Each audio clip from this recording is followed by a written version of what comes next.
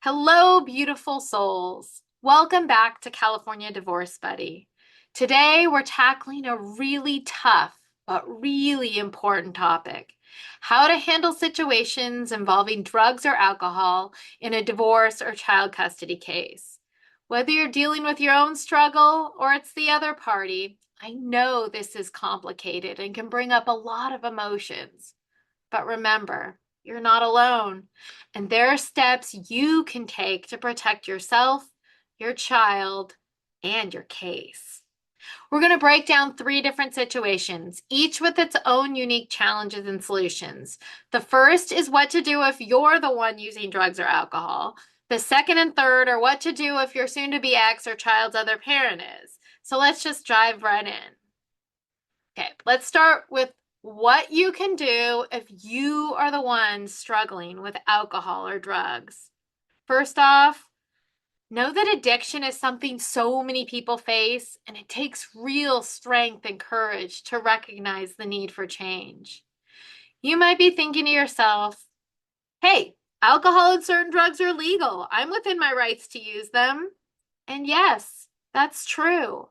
But there are times when it's essential to look in the mirror and ask yourself some really tough questions. But okay, so here are some of them you may ask yourself. Are you missing work or struggling to keep up because of drinking or drug use? Is it causing tension at home or affecting your relationships? Have you felt regret afterwards or noticed it's impacting your reputation? Maybe you found yourself craving it or using it alone.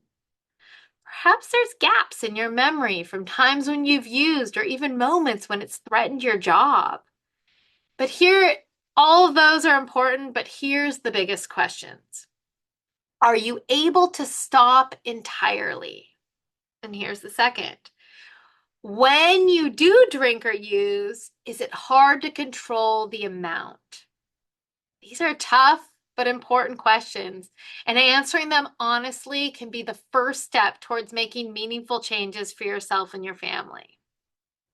So, while you can check yourself into a rehabilitation center, in my opinion, it isn't the time to sit down with a $40,000 big book or spend hours and hours researching. You need some help right now. And that means stepping into the rooms of a 12-step program.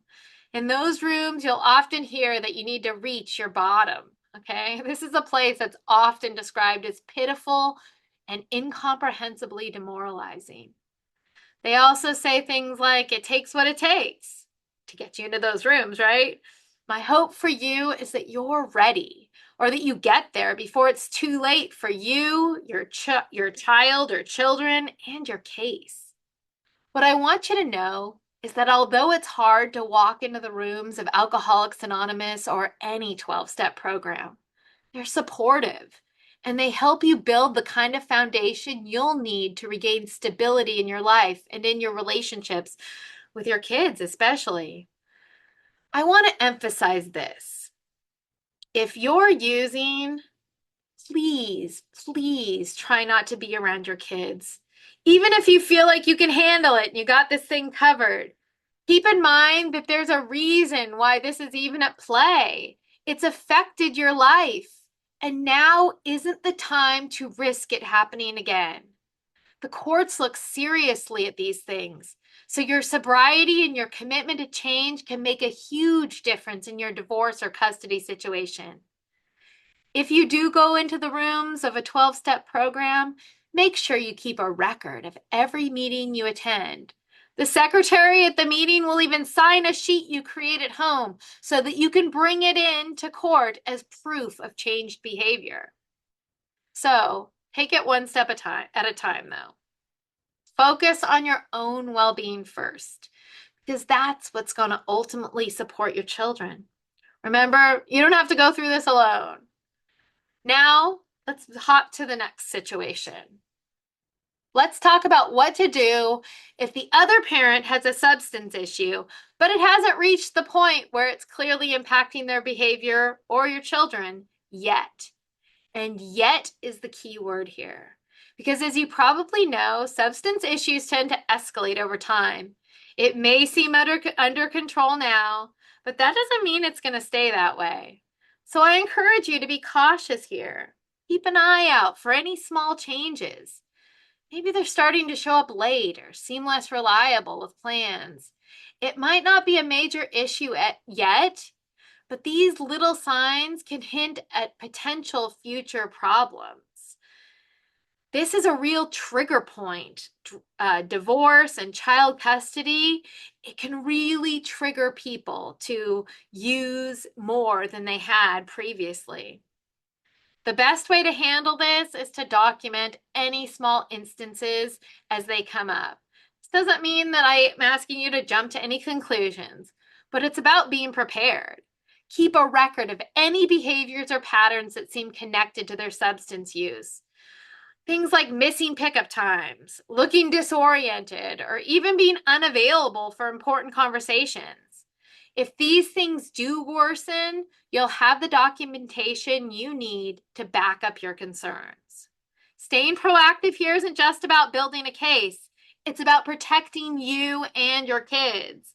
By keeping records and staying aware, you can make sure you're ready if things ever do start going down a more concerning path.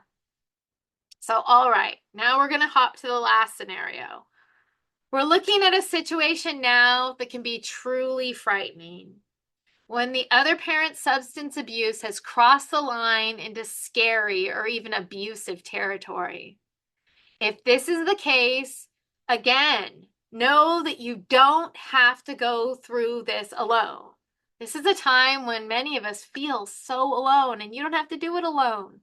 There are ways to protect yourself and your children. If you're in this situation, the first thing I want to tell you is that it's essential to document everything.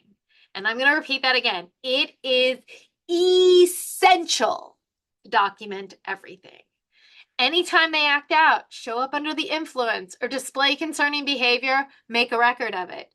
This could range from something like a heated argument to a truly unsafe situation around your children. Every detail you document could be crucial to your case.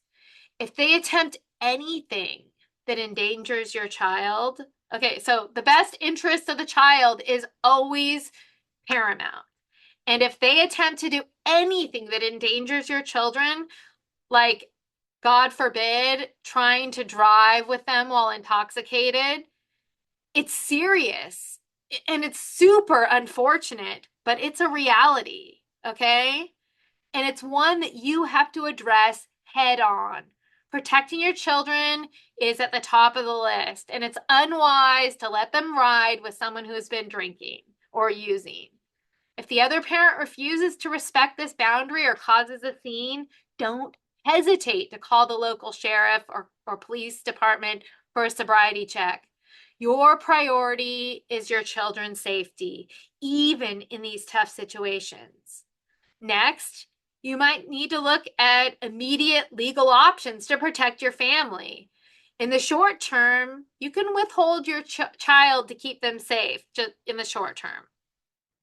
But speak with a family lawyer as soon as possible, even if it's just for a consultation, so that you can understand your options. There are different protective measures that might be put in place.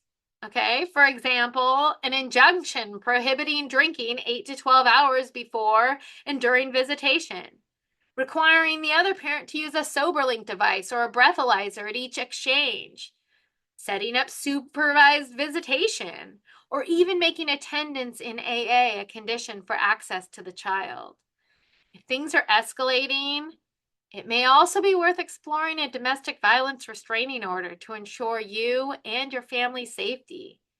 Each situation is unique, so working with an attorney, or you can even go down to the courthouse because DVTROs are free at the courthouse. But a lawyer can help you choose the best combination of safeguards for your circumstances. If you're experiencing abuse in a divorce situation, it's essential to document everything as well. Okay, this isn't just for your safety, though. That is a top priority for sure. But it's also, it will impact your case. So tell a therapist, report it to an abuse center or a shelter. File a report with the police and consider requesting that temporary restraining order. Each of these steps creates a formal record, which is crucial not only for your immediate protection, but also in the larger divorce proceedings as well.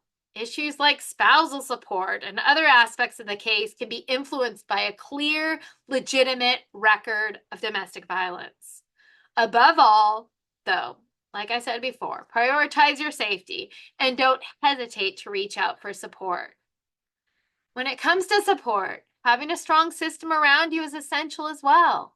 Navigating this situation, it can be so overwhelming. And having people in your corner, whether friends, family, support groups even, can make such a big difference. Remember to prioritize your own well-being too, because staying strong is vital, not only for yourself, but also for your kids. There's no shame in seeking help. In fact, it's one of the best steps you can take to create a safe, stable environment for your family. And don't overlook Al-Anon. You'll find warmth and understanding there from people who truly, truly get your experience. They've walked the same path. In those rooms, you'll find a community ready to support you. All right, let's wrap this up. If you're dealing with substance abuse in your divorce or custody case, whether it's your own, your ex's, or a co-parent's, just remember you're not alone. Facing these issues head on can feel intimidating, but every step you take is a step towards a better future for you and your children. We've talked about different scenarios today, and each one calls for its own approach. I encourage you to lean on the resources and support systems available to you, whether it's recovery programs, legal support, or just close friends who have your back. If you have any questions or want to learn more, please feel free to comment below, and I'll do my best to help. And remember, facing these challenges head on is a testament to your strength, commitment to building a stable future for you and for your kids. Thanks for tuning in, and I'll see you next time.